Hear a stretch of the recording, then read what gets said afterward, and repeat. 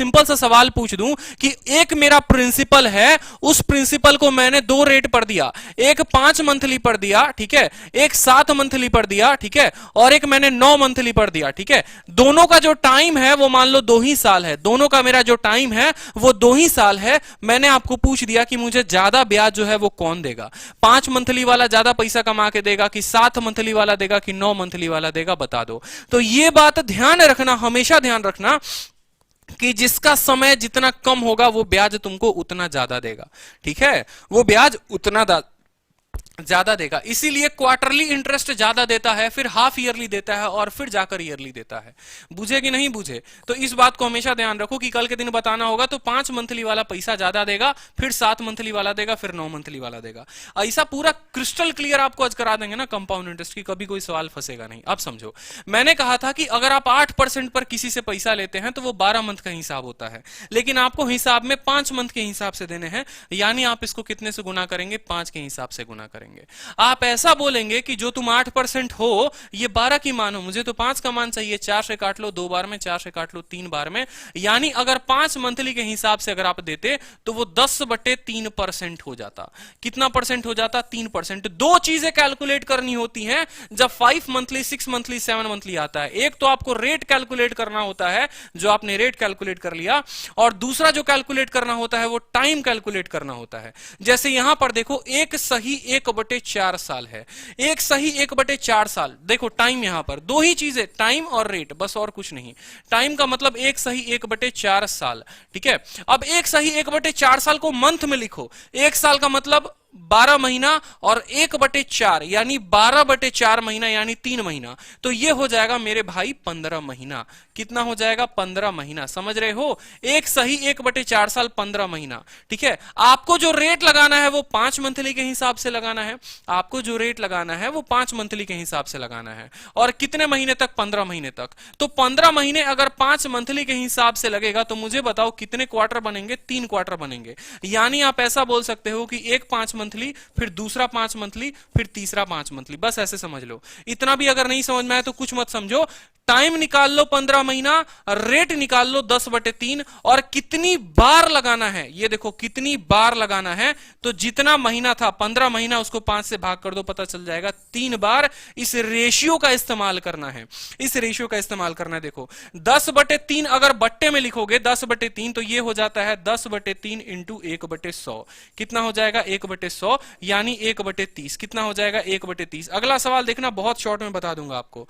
यानी मैं आपसे अगर सीधा का सीधा बात बोलूं, ठीक है, तो भाई 30 का प्रिंसिपल एक ज्यादा हो जाएगा, 30 का प्रिंसिपल एक ज्यादा। और कितनी बार रेशियो लगाना है? 3 बार रेशियो लगाना है। यानी प्रिंसिपल जो है वो 30 से 31 हो जाएगा, फिर 30 से फिर 31 हो जाएगा, और फिर 30 से फिर 31 हो जाएगा। सीधी सी बात है, 30 से 31, 30 से 31, 30 से 31, ठीक है। यानी 27,000 से ये प्रिंसिपल जो है वो 31 का क्यूब बन जाएगा, ठीक है, 31 का क्यूब बन जाएगा। अब देखते चलो सवाल में, कैलकुलेट नहीं करेंगे कहीं पर भी, ठीक है। अब किसी संख्या का क्यूब निकालना है तो देखो, किसी भी संख्या का क्यूब निकालने के लिए मैं आपको एक शॉर्टकट बता देता हूं। दुनिया में किसी भी संख्या का क्यूब निकालने के लिए आपको एक शॉर्टकट का पता होना जरूरी है। जैसे मान लो आप 12 का क्यूब निकालते हो, तो 12 का क्यूब के लिए पहले क्या करो? 1 का क्यूब लिख लो, 1 हो गया, ठीक है। या उल्टा लिखा करो, पीछे से लिखा करो। देखो 2 का क्यूब लिख लो, 2 का क्यूब कितना हो जाता है? 8 हो जाता है, ठीक है भाई। 2 का क्यूब कितना हो गया? 8 हो गया। या सीधे भी लिख सकते हो, वैसे भी लिख सकते हो कि 1 का क्यूब लिख लो, ठीक है। फिर 1 के स्क्वायर को इस 2 के साथ गुना कर दो। 1 का स्क्वायर 1 और 1 इंटू 2 कितना हो जाएगा? 2 हो जाएगा। फिर 1 को 2 के स्क्वायर के साथ गुना कर दो। 2 का स्क्वायर 4 इंटू 1 कितना होगा? 4 हो गया। और 2 का क्यूब कितना हो गया? 8 हो गया। 2 का 2 गुना 4 लिख दो, 4 का 2 गुना 8 लिख दो, और इनको जोड़ दो। ये तुम्हारा उत्तर हो जाएगा सीधा का सीधा भाई 1728 जो होता है वो 12 का क्यूब होता है। समझे? यानी पहले किया 1 का क्यूब, पहले किया 1 का क्यूब, ठीक है। फिर उसके बाद क्या किया? देखो एक एक स्टेप यहां पर लिख दे रहा हूं मैं, अगर आपको कंफ्यूजन हो रहा है। पहले मैंने किया है 1 का क्यूब, फिर उसके बाद जो है मैंने किया है 1 का स्क्वायर इंटू 2, फिर उसके बाद मैंने किया है 1 इंटू 2 का स्क्वायर, और फिर मैंने किया है 2 का क्यूब। समझ में आया बात? ठीक है। अब यहां मुझे मिल गया, देखो 1 मिल गया, 2 मिल गया, 4 मिल गया, 8 मिल गया। 2 का दो गुना, 4 का दो गुना, और मैंने यहां जोड़ दिया तो 1728 मिल गया। अब आपको जो क्यूब निकालना था वो किसका निकालना था? 31 का। एक एक चीज आपको छोटी बता रहा हूं मैं इसलिए क्योंकि परीक्षा में कभी भी कुछ भी हो सकता है, ठीक है। हो सकता है कहीं जाकर सवाल इतना बेहतरीन बना दिया, कैलकुलेशन में अटक गए, ठीक है। तो देखो 31 का क्यूब, 3 का क्यूब कितना हो गया मेरे भाई बताओ? 3 का क्यूब हो गया 27, ठीक है। 3 का स्क्वायर इंटू 1 कितना हो गया? 9 हो गया, ठीक है। 3 इंटू 1 का स्क्वायर कितना हो गया? 1 हो गया, और 1 का क्यूब कितना हो गया? 1 हो गया, कोई दिक्कत की बात। 9 का दोगुना लिखेंगे 18, 3 का दोगुना लिखेंगे 6, और 1 का तो कुछ लिखते ही नहीं है। जोड़ दो, 1 के साथ 1 को जोड़ो, 6 और 3 कितना हो गया? 9 हो गया। 18 और 9 जो होता है वो 27 होता है, 27 का खाली 7 रखना, 2 भेज देना, और 27 और 2 कितना हो गया? 29 हो गया। ये जो है सीधा का सीधा आंसर 27,791, 29,791, ये सीधा का सीधा आ जाएगा यहां पर। तो इस तरीके से आप जो है यहां पर क्यूब लिख लेते कि 29,791, 29,791। अब सवाल में अगर कायदे से देखो तो बोला है कि भैया what is compound interest on a sum of 8100। 8100 पर इंटरेस्ट क्या है? तो आपने कहा जो तुम 8100 हो ये कितने का मान है? 27,000 का मान है। तो आप ऐसे लिख सकते हो कि ये जो 8100 है ये 27,000 का मान है, ये 27,000 का मान है। तो मुझे 29791 का मुझे मान बताना है, 297 का मुझे मान बताना है। 27 का 3 गुना है, 2 जीरो से 2 जीरो खत्म हो जाएगा, नीचे एक जीरो बचेगा, और आप इसका 3 गुना करके एक डेसिमल लगा लीजिए, वो आपका उत्तर हो जाएगा। देख लो, 3 एकम 3 हो गया तुम्हारा, 9 त्रिके 27, 7 हो गया 2 हाथ में, 7 त्रिके 21, 2 23 का 3 2 हाथ में, 9 त्रिके 27, 2 29 के 9 2 हाथ में, 3 दूनी 6 2 8, और बटे 10, 8937.3 जो होगा वो तुम्हारा उत्तर होगा, और बटे यहां पर आ जाएगा तुम्हारा एक और, ठीक है,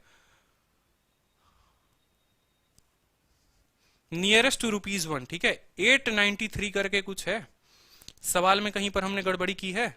3 एकम 3, 9 त्रिके 27 के 7, 2 हाथ में, 7 त्रिके 21, 23 के 3, 9 त्रिके 27, 29 के 9, ठीक है।